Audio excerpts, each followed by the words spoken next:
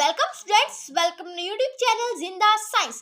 Students, आज हम discuss करने जा रहे हैं सेल स्पेशलाइजेशन के बारे में। तो स्टूडेंट्स, अगर आपने को अभी तक सब्सक्राइब नहीं किया तो मेरे चैनल को सब्सक्राइब करें और अगर मेरी वीडियो को आपको अच्छी लगती है तो मेरे वीडियो लाइक करें। Let's start our video without wasting our time. Topic है सेल स्पेशलाइजेशन।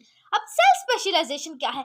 यानी सेल का किसी मखसूस, किसी काम, किसी स्पेशल काम के लिए, किसी खास काम के लिए तैयार होना कहलाता है सेल स्पेशलाइजेशन। देखिए यहाँ लिखा हुआ है स्पेशल। स्पेशल मतलब खास, स्पेशलाइजेशन किसी सेल का किसी खास काम के लिए तैयार होना कहलाता है सेल स्पेशलाइजेशन। नेक्स्ट है इन मल्टीसेलुलर ऑर्गेनिजम्स, यानी मल्टीसेलुलर ऑर्गेनिजम्स, कसीर हलवी ऑर्गेनिजम्स, कसीर हलवी जानदार, जिनमें एक सेल नहीं बल्कि एक से ज्यादा सेल पर मुश्तमिल हो, हम कहते हैं मल्टीसेलुलर जानदार organisms. There are different type of cells, यानी यहाँ सेल्स की यानी मुख्तलिफ टाइप है, सेल की मुख्तलिफ टाइप है, खुलिए की मुख्तलिफ टाइप से इकसाम्स हैं। Each type has a special structure and perform special function। तो यहाँ बात आ गई कि हर टाइप का, हर किस्म का स्पेशल खास स्ट्रक्चर साहत होती है एंड परफॉर्म स्पेशल फंक्शन, और ये एक स्पेशल एक खास काम परफॉर्म सर अंजाम देती है। When cells are formed, जब सेल बनती है, formed मीन बनना, जब सेल बनते हैं, बाय सेल डिवीजन, जब सेल डिवीजन होकर तकसीम होकर सेल बनते हैं, दे आर ऑल सिमिलर, ये तमाम एक जैसे होते हैं, ये तमाम एक जैसे होते हैं। आफ्टर देयर फॉर्मेशन, जब ये मुकम्मल तौर पर बन जाते हैं, इनकी फॉर्मेशन मुकम्मल तौर पर हो जाती है, तो cell undergo the process specialization और डिफरेंशिएशन, यानी ये प्रोसेस करती है। ठीक है, स्पेशलाइजेशन और डिफरेंशिएशन, इनमें मुख्तलिफात पैदा हो जाती हैं। स्पेशलाइजेशन फिर ये एक अलग, फिर इनके जुमा एक अलग काम दे दिया जाता है। स्पेशलाइजेशन मीन फिर सेल जब ये फॉर्मेशन होती हैं, ये बिल्कुल एक जैसे होते हैं, लेकिन बाद में इनके जुमा एक काम दे दिया जाता है। ठीक है, एक काम दिया जाता है, फिर इनमें डिफरेंट आता है, ये मुख्तलिफ हो जाते हैं एक दूसरे से।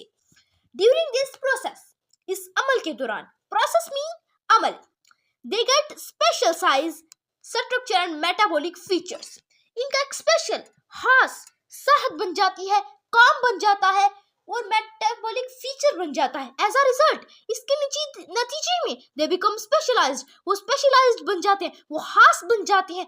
हर सेल फिर हर काम के लिए, अपने काम के लिए क्या बन जाता है? स्पेशल बन जाता है, खास बन जाता है। Here we will discuss some specialized cell of plant and animals, यानी यहाँ नीचे हम डिस्कस करने जा रहे हैं, यानी हम मुताला करने जा रहे हैं सेल, कुछ एनिमल और प्लांट यानी जानवरों और पौधों के सेल की स्पेशलाइजेशन के बारे में। तो स्टूडेंट्स, मैं यहाँ रिवाइज कर देती हूँ, ये क्या होते हैं? ये मल्टी सेलुलर होते हैं। मल्टी सेलुलर ऑर्गेनिजम्स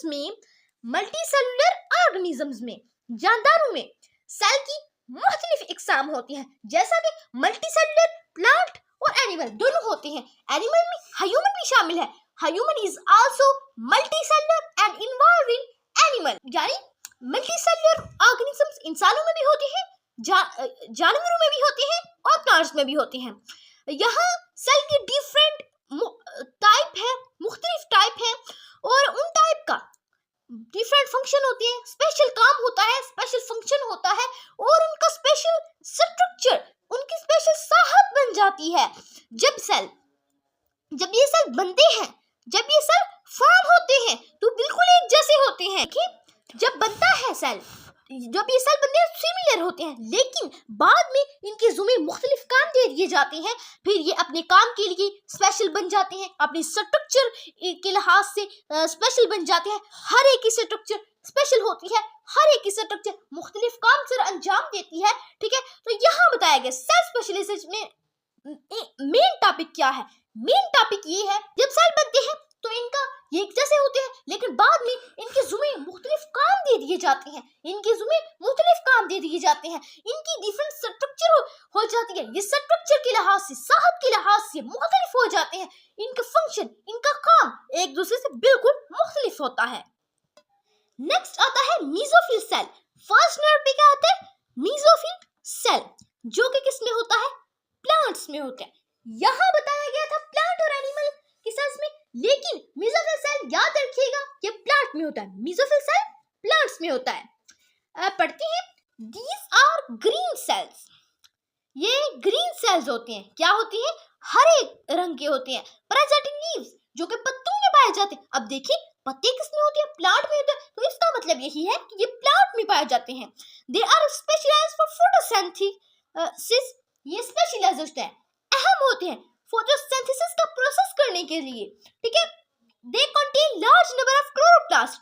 वो लार्ज नंबर क्लोरोप्लास्ट की ज्यादा तादाद पर मुश्तमिल होते हैं, which contain the green pigment chlorophyll necessary for capturing light energy।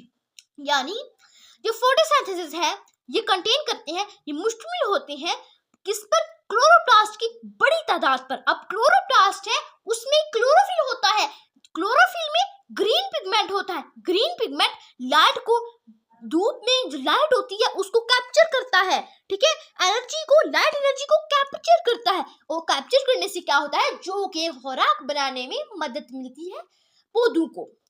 Their shape and arrangement in leaf is suitable for maximum absorption of light। इनकी शेप देखिए, इनका शेप और अरेंजमेंट तरतीब लीव्स, पत्तों में ऐसी होती है कि सूटेबल हो जाते हैं, क्या? ऑब्जर्व करने के लिए, लाइट को ऑब्जर्व करने के लिए ये सूटेबल हो जाती है। इनकी इस तरह की अरेंजमेंट, इनकी इस तरह की तरतीब होती है पौधों में, यानी इनकी शेप और इनकी तरतीब ही ऐसी होती है प्लांट सेल में कि ये एनर्जी को ऑब्जर्व कर सके, लाइट एनर्जी को। तो स्टूडेंट्स ये डायग्राम है इंटरनल मीजोफिल सेल की लीफ में इंटरनल स्ट्रक्चर। ये यहाँ मीजोफिल सेल दिए गए हैं, ये जाइलम है और ये फ्लोएम है।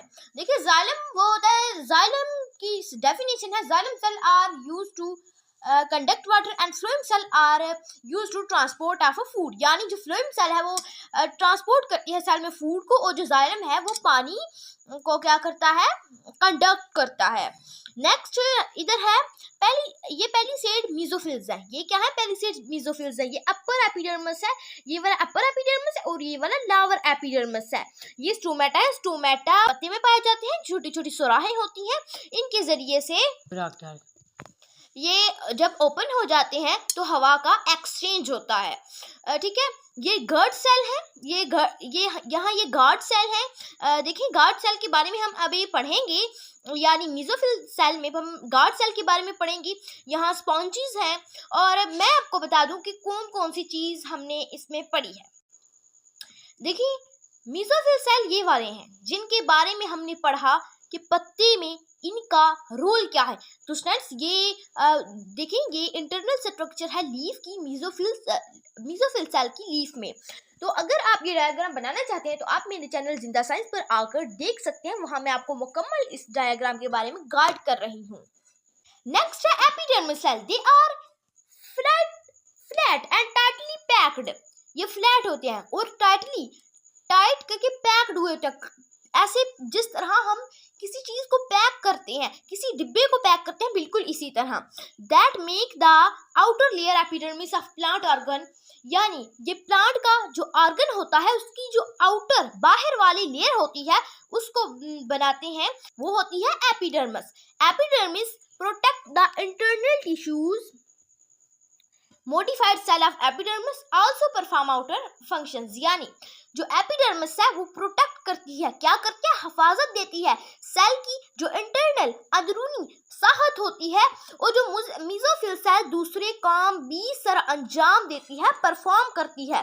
फॉर एग्जाम्पल, मिसाल के तौर पर epidermis of root contain root hair. यानी जो एपिडर्मिस है रूट की, जड़ों की, वो रूट हेयर को पर मुश्तमिल होती है। These cell make extensions. ये सेल जो रूट हेयर्स के सेल होते हैं वो एक्सटेंशंस बन जाते हैं। देखिए एक्सटेंशंस एक्सटेंशंस क्या होता है? एक्सटेंशंस यानी किसी चीज का ऊपर से नीचे की तरफ, यानी ऊपर से नीचे की तरफ बढ़ना, उसे हम एक्सटेंशन कहते हैं, यानी उसे हम रूट हेयर भी कहते हैं। वो इस अमल को हम एक्सटेंशन कहते हैं, लेकिन इसको जो नाम दिया गया वो है रूट हेयर। जो इसकी शक्ल है उससे जो नाम दिया गया ये रूट हेयर है, जो कि ऊपर से नीचे की तरफ बढ़ती हैं। Root hairs increase surface area to observe water and minerals. जो रूट हेयर है वो सरफेस एरिया को क्या करती है? इंक्रीज करती है, बढ़ाती है। यानी जो रूट हेयर है वो पानी और मिनरल्स, मदनियात को जज़ब करने के लिए सोइल में जो सरफेस होती है उसको इंक्रीज कर लेती हैं। देखिए, जब ये बड़ा होता जाएगा तो रूट हेयर है वो बड़े होते जाएंगे, क्योंकि इसने अपनी सरफेस इसीलिए बढ़ानी है ताकि वो वाटर और मिनरल सोइल में से, मिट्टी में से ज्यादा हासिल कर सके। The lower epidermis of leaf contain guard cell। जो लावर एपिडर्मिस है लीफ का वो क्या कंटेन करता है? Guard cell. यहाँ आप देख सकते हैं ये जो लावर है एपिडर्मिस है लीफ का, वो क्या कंटेन करता है? गार्ड सेल कंटेन करता है, पर मुश्तमिल होता है। which regulate opening and closing of stomata, जो कि स्टोमेटा को ओपन खोलती है और क्लोज करती है ताकि जो हवा है उसका क्या हो सके? तबादला हो सके। तो सर इसकी जो डेफिनेशन है, they are flat tightly packed cell that make the outer layer of plant organ, इसकी इधर तक है डेफिनेशन। तो मैं जरा रिवाइज कर देती हूँ। एपिडर्मिस सेल क्या है? इनकी ये फ्लैट होती हैं और टाइटली पैक्ड होते हैं सेल्स। ये क्या बनाती हैं? प्लांट के ऑर्गन की जो आउटर बाहर वाली लेयर होती है उसको बनाते हैं। ये क्या प्रोटेक्ट करते हैं? सेल की जो इंटरनल अंदरूनी स्ट्रक्चर होती है, और इसके अलावा इसके और बहुत ज्यादा काम भी होते हैं। फॉर एग्जांपल, मिसाल के तौर पर यहाँ दिया गया है कि एपिडर्मिस रूट हेयर का जो एपिडर्मिस होता है, रूट का जो एपिडर्मिस होता है, ये क्या बनाते हैं? एक्सटेंशंस बनाते हैं, यानी ये ऊपर की तरफ से नीचे की तरफ बढ़ती है, तो इसे हम कहते हैं रूट हेयर।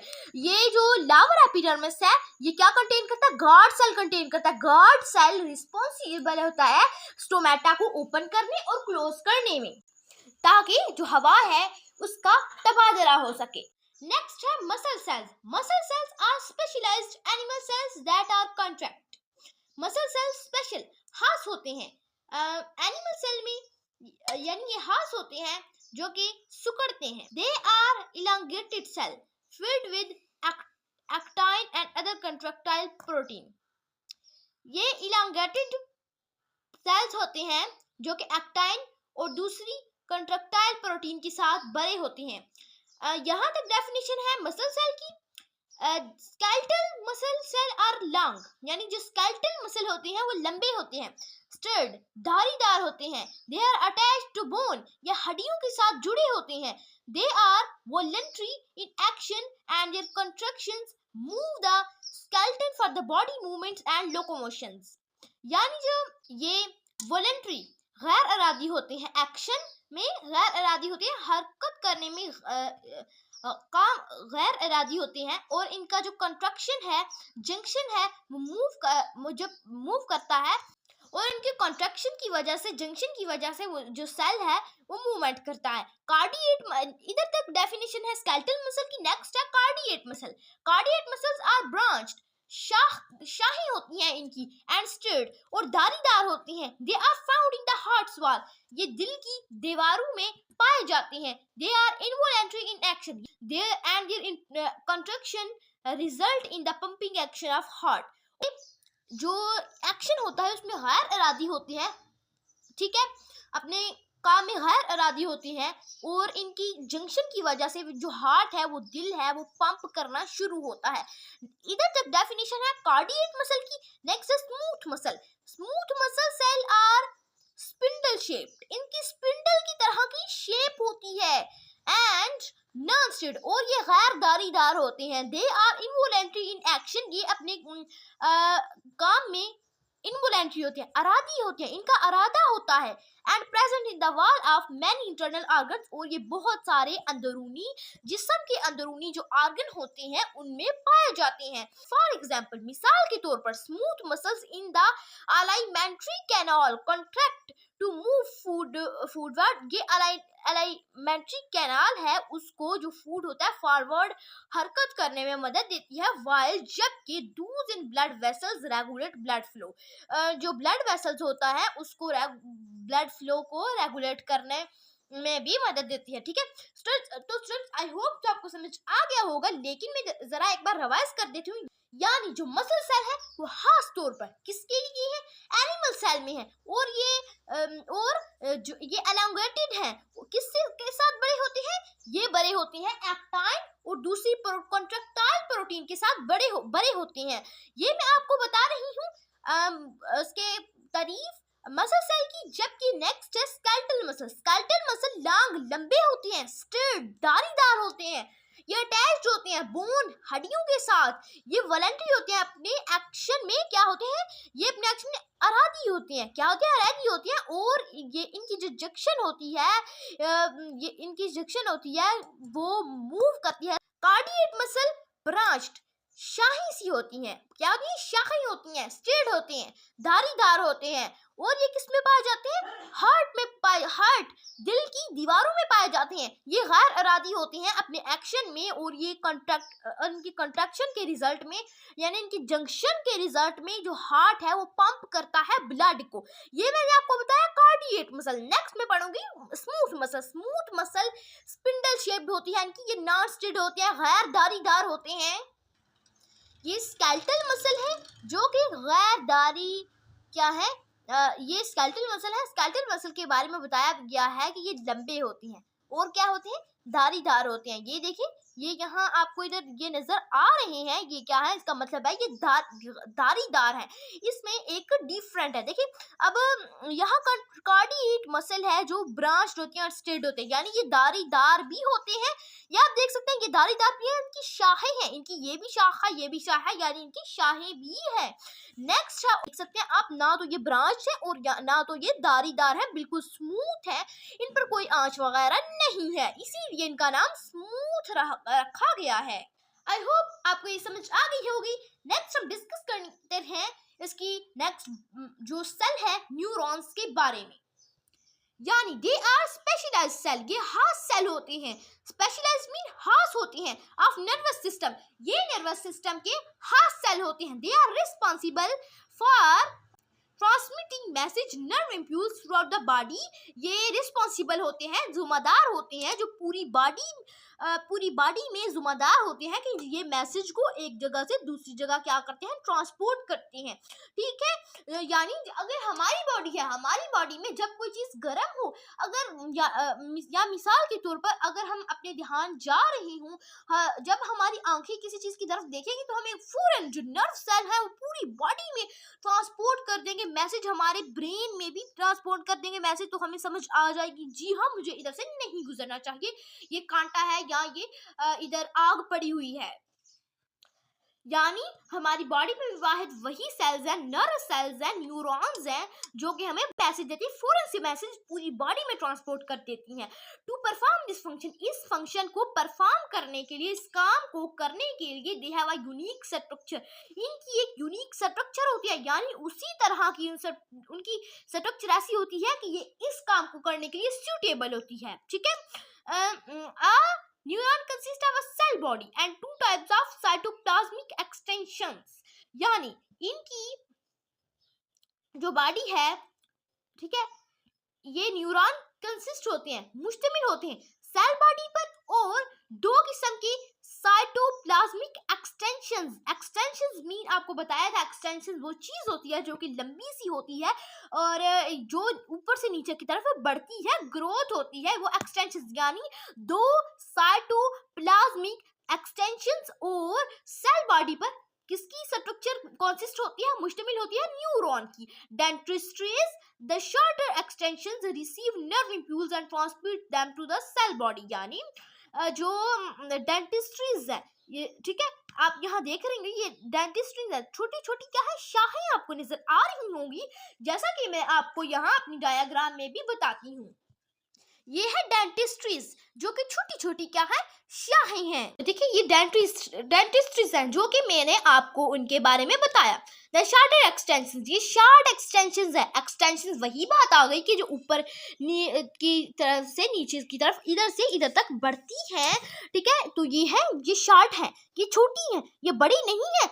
रूट की तरह वो लार्ज एक्सटेंशंस थी, ये शार्ट एक्सटेंशंस है, ठीक है। जो शार्टर होती हैं, रिसीव नर्व एम्प्यूल्स, जो कि नर्व्स की जो इम्प्यूल्स होती हैं उनको क्या करती हैं, रिसीव करती हैं, ठीक है। जिस तरह हम अपनी जो पार्सल वगैरह हमारा आता है हम उसे रिसीव करते हैं, ठीक है, या कोई शादी कार्ड आता है तो हम उसे रिसीव करते हैं, ठीक है। बिल्कुल इसी तरह ये जो शार्टर एक्सटेंशंस हैं ये नर्व इम्प्यूल्स को रिसीव करती हैं and transmit them to cell body, और ये इनको सेल बॉडी में ट्रांसपोर्ट कर देती हैं, मुंतकिल कर देती हैं। यानी जो डेंटिस्ट हैं, शार्ट डेंटिस्ट्रीज हैं, वो जो शार्ट एक्सटेंशन होती हैं जिनकी, वो रिसीव करती हैं नर्व इम्प्यूल्स को और फिर इन्हें ट्रांसमिट कर देती हैं सेल बॉडी में। एक्सॉन्स द लॉन्गर एक्सटेंशन, यहाँ एक्सॉन्स दी गई है, ये लॉन्गर एक्सटेंशन है। देखिए इसकी लेंथ इससे कितनी गुना बड़ी है, ये बहुत छोटी छोटी इनकी लेंथ है एक्सटेंशंस की, लेकिन इसकी लेंथ बहुत बड़ी है, इसीलिए इसे एक्सॉन लॉन्ग एक्सटेंशंस कहा गया है, ठीक है। Carry nerve impulse away from the cell body, जो कि नर्व इम्प्यूल्स को कैरी करती है, मदावा देती है और सेल बॉडी की तरफ क्या कर देती हैं, अवे फ्रॉम, ये सेल बॉडी की तरफ अपनी तरफ ले आती है किसको, नर्व इम्प्यूल्स को, ठीक है। जैसा कि हमने पढ़ा कि देखिए कि जो डेंटिस्ट्रीज थी, फर्स्ट नंबर पे डेंटिस्ट्रीज थी, ये नर्व इम्प्यूल्स को सेल बॉडी में ट्रांसपोर्ट करती है और अब सेल बॉडी से जो एक्सॉन है वो इसको अपनी तरफ से अवे फ्रॉम कर देती है, अब उसकी तरफ से अपनी तरफ कर लेती है नर्व इम्प्यूल्स को। तो स्टूडेंट्स ये मैं आपको जरा रिवाइज कर देती हूँ आपके कॉन्सेप्ट क्लियर होने के लिए। यानी ये किसके लिए स्पेशलाइज्ड होते हैं, पीछे हमने पढ़ा मसल सेल, वो किसके लिए स्पेशलाइज्ड थे, एनिमल सेल्स के लिए, लेकिन ये नर्वस सिस्टम होती है हमारी बॉडी में, उसके लिए क्या है, उसके लिए स्पेशलाइज्ड है, खास काम करती हैं, ये रिस्पॉन्सिबल है, ये जिम्मेदार है, मैसेज को एक पूरी बॉडी में ट्रांसपोर्ट करती हैं, ये जिम्मेदार है जो पूरी बॉडी में जो मैसेज होता है वो ट्रांसपोर्ट करना, ठीक है। और इस फंक्शन को परफॉर्म करने के लिए, यानी इस फंक्शन को करने के लिए जो इनकी यूनिक स्ट्रक्चर होती है, इस फंक्शन को करने के लिए इनकी एक ऐसी स्ट्रक्चर होती है कि सूटेबल होती है, ठीक है, सूटेबल होती है, ठीक है। ये क्या करती है, फर्स्ट नंबर पे न्यूरॉन है, जो न्यूरॉन है वो किस पर कंसिस्ट होता है, वो सेल बॉडी और साइटोप्लाज्म की जो एक्सटेंशन होती है, साइटोप्लाज्म की 2 यानी साइटोप्लाज्म की एक्सटेंशंस की 2 टाइप और सेल बॉडी पर मुश्तमिल होता है। अब देखिए डेंटिस्ट्रीज छोटी सी क्या होती है, शाही होती है, क्या होती है, छोटी सी शाही होती हैं, जो कि जो इम्प्यूल्स है, नर्व इम्प्यूल्स है, उनको ट्रांसपोर्ट कर देती है सेल बॉडी तक, और जो सेल बॉडी है और जो फिर एक्सॉन है जो कि लॉन्ग एक्सटेंशन है, वो सेल बॉडी से अपनी तरफ कर लेती है नर्व इम्प्यूल्स को। तो इसमें यही था न्यूरॉन में। स्टूडेंट्स ये किसकी वो है, ये न्यूरॉन सेल है, न्यूरॉन सेल की स्ट्रक्चर है। स्टूडेंट्स आई होप ये आपको नजर इधर नहीं आ रही होगी और आपको थोड़ी कंफ्यूजन भी हो रही होगी कि इसे किस तरह ड्रा करना है, आपको नजर नहीं आ रहा होगा, लेकिन फिक्र करने की कोई जरूरत नहीं। मैंने अपने चैनल जिंदा साइंस पर ये जो डायग्राम है पूरी वायरल कर दी है, आप वहां से जाकर देख सकते हैं। अब नेक्स्ट हमारे पास टाइप है red blood cell. These blood cells are specialized to carry oxygen from the lungs to the body tissues. हाँ, इनकी क्या जिम्मेदारी होती है, देखिए हमने पढ़ा न्यूरॉन की मैसेज ट्रांसपोर्ट करने की जिम्मेदारी होती है, और अब हम इसके बारे में पढ़ते हैं कि इसकी क्या जिम्मेदारी होती है। इसकी जिम्मेदारी होती है कि ये ऑक्सीजन कैरी आउट करते हैं, क्या करते हैं, ऑक्सीजन कैरी करते हैं लंग से और इसको बॉडी टिश्यूज तक क्या करते हैं, पहुंचाते हैं, ये इस काम के लिए होता है। दे आर बाइकॉर्नवस डिस्क शेप, हाँ, इनकी बाई बाइकॉनकेव डिस्क की तरह की स्ट्रक्चर होती है। This shape provide more surface area to observe and release oxygen. ये शेप, इस स्ट्रक्चर का देखिए, इसका स्ट्रक्चर का बेनिफिट यहाँ लिखा हुआ है। ये स्ट्रक्चर किस लिए फायदा होती है? प्रोवाइड करते हैं, मुहैया करते हैं सरफेस एरिया मुहैया करती है ऑक्सीजन को ऑब्जर्व करने और रिलीज करने के लिए। They are filled with haemoglobin, ये हेमोग्लोबिन के साथ भरे होते हैं, फिल्ड होते हैं।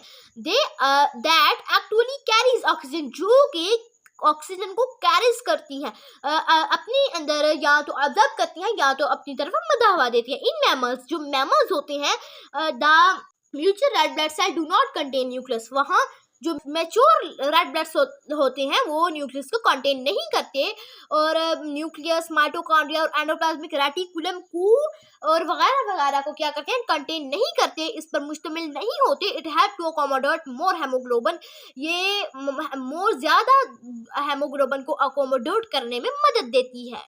ये इसकी स्ट्रक्चर है रेड ब्लड सेल की। इसको रिवाइज कर देती हूँ। देखिए रेड ब्लड सेल में स्पेशल किस लिए होते हैं? ये इसलिए स्पेशल होते हैं क्योंकि ये कैरी आउट करते हैं ऑक्सीजन लंग से और इसको जो बॉडी होती है उस तक ट्रांसपोर्ट करते हैं। ये इसके लिए स्पेशलाइज्ड होते हैं सेल में, और इनकी जो डिस्क की तरह की स्ट्रक्चर होती है ये इनको ज़्यादा से ये इनको ऑक्सीजन को ऑब्जर्व और रिलीज करने में मदद देती है। इनमें हीमोग्लोबिन भरा होता है जो कि कैरी करता है, अपनी तरफ मदावा देता है। मेन काम इसका यही है कि ऑक्सीजन को ऑब्जर्व करना और रिलीज करना अपनी स्ट्रक्चर के जरिए से। ये जो सेल होती है ये माइटोकॉन्ड्रिया, न्यूक्लियस, एंडोप्लाज्मिक रेटिकुलम पर मुश्तमिल नहीं होती। ये ज़्यादा से ज़्यादा ये इनका फंक्शन इनको ज़्यादा से ज़्यादा हेमोग्लोबिन जमा करने में मदद देता है, क्योंकि हेमोग्लोबिन एक वो चीज़ है जो कि ज़्यादा कैरी करती है ऑक्सीजन को। नेक्स्ट है लीवर सेल। लीवर जिगर का जो हुलिया होता है, सेल होता है। They are also called hepatocyte, इनको हम हिपेटोसाइट भी कहते हैं। They are specialized for a lot of important functions. ये दे आर स्पेशलाइज्ड, खास होती हैं, for a lot important function, बहुत सारे खास कामों के लिए, लाइक जैसा कि स्टोरेज ऑफ ग्लाइसोजन, जो ग्लाइसोजन, आयरन और कुछ विटामिन्स को जहीरा करने का ये किरदार अदा करते हैं। ठीक है, और एक और काम करते हैं, डिऑक्सीफिकेशन, यानी बेअसर कर देते हैं ऑफ टॉक्सिक, जहरीले सब्सटेंस, मादों को, यानी जहरीले मादों को बेअसर कर देते हैं लीवर सेल्स। इनके दो काम होते हैं, ये एक काम होता है ये ग्लाइकोजन, आयरन और कुछ प्रोटीन को जहीरा करते हैं, और दूसरा काम ये होता है कि ये जहरीले मादों को बेअसर कर देते हैं। Production of clotting protein of blood, जमे हुए ब्लड खून की प्रोटीन की प्रोडक्शन करता है। क्लॉटिंग मीन जमे हुए। Recycling of old red blood cells, यानी ये पुराने रेड ब्लड सेल की रिसाइकलिंग करता है। जिस तरह जो प्लास्टिक है, हम प्लास्टिक का कोई ग्लास यूज करते हैं, फिर हम फेंक देते हैं, फिर उसकी रिसाइकलिंग होती है, वो फैक्ट्रियों में जाते हैं, दोबारा फिर वो हमारे लिए वो एक वेस्ट बन चुका होता है, लेकिन दोबारा उसकी रिसाइकलिंग करते हैं, वही ये बात है, यानी ओल्ड पुराने रेड ब्लड सेल की रिसाइकलिंग होती है। दे हैव प्रोमानेंट न्यूक्लाई, इनका प्रोमानेंट न्यूक्लाई होता है। फॉर मैक्सिमम एक्टिविटीज, बहुत ज्यादा एक्टिविटीज, सरगर्मियों के लिए, for making enzyme and other protein, हामरे, एंजाइम मीन हामरे और दूसरी प्रोटीन को बनाने के लिए। लार्ज नंबर ऑफ माइटोकॉन्ड्रिया, यानी माइटोकॉन्ड्रिया की ज्यादा तादाद, लार्ज नंबर मीन ज्यादा तादाद, प्रोवाइड फराहम करती है द नेसेसरी मदद ATP for energy intensive process, यानी ये एटीपी एनर्जी देने के लिए मदद देती है। Expensive network of SER help for extensive detoxification, यानी जो एसईआर स्मूथ एंडोप्लाज्मिक रेटिकुलम का मुहफ़्फ़ज़ लफ्ज़ है एसईआर, ये क्या करता है? ये हुलिया है उसकी सफाई रखता है, डीऑक्सीफिकेशन कर देता है उसमें जो and liquid and lipid synthesis, और उसमें जो भी होता है उसको डिऑक्सीफिकेशन कर देता है, बेअसर कर देता है। There are large number of, इनके पास बड़ी तादाद होती है प्रॉक्सीसोम की, विच कंटेन, जो मुश्तमिल होते हैं इंजाइम हमले पर and neutralize taxonomic toxic substance.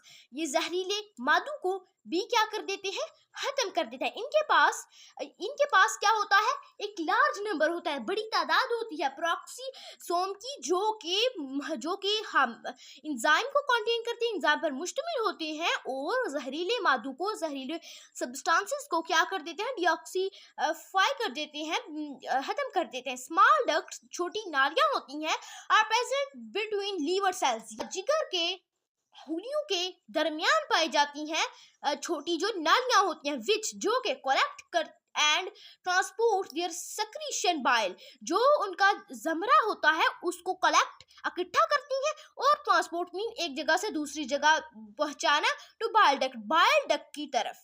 यानी जो स्मॉल डक्ट्स हैं, छोटी नालियां हैं, ये किसके दरमियान पाई जाती हैं, जिगर के हुलियों के दरमियान पाई जाती हैं। सफरा बनाया होता है उसको क्या करती थी, इकट्ठा करती हैं और बाइल डक्ट्स की तरफ, बाइल की जो नालियां होती हैं उसकी तरफ पहुंचा देती हैं। ये डायग्राम है लीवर सेल की, ये डायग्राम है लीवर सेल की।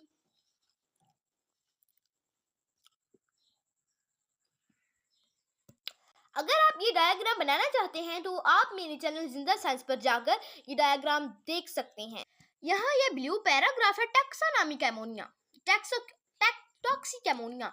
अब टॉक्सिक क्या होता है, टॉक्सिक होता है जहरीला, ठीक है। जहरीला जो एमोनिया होता है कन्वर्टेड इनटू लेस टॉक्सिक, इसको कन्वर्ट कर दिया जाता है, ठीक है, लेस, कम जहरीले वाले में, from urea in liver, hence it assists kidney function, जो कि यहाँ किडनी का फंक्शन कर रहा होता है। जरा रिवाइज कर देती हूँ। लीवर सेल को हम हाइपोटाइसाइट्स भी कहते हैं। ये क्या काम करता है, तरह के काम करता है। एक तो ये ग्लाइकोजन, आयरन और कुछ विटामिन्स को स्टोर करता है, जहीरा करता है, और जो जहरीले मादे होते हैं उनको क्या करता है, बेअसर कर देता है। और ये जो ब्लड होता है, खून की थैलियां की जो प्रोटीन होती है उसकी प्रोडक्शन करता है। ये पुराने रेड ब्लड सेल को रिसाइकल करता है, दोबारा बनाता है, और इसके पास एक प्रोमानेंट न्यूक्लियाई होता है, जो कि आप यहाँ डायग्राम में भी देख सकते हैं।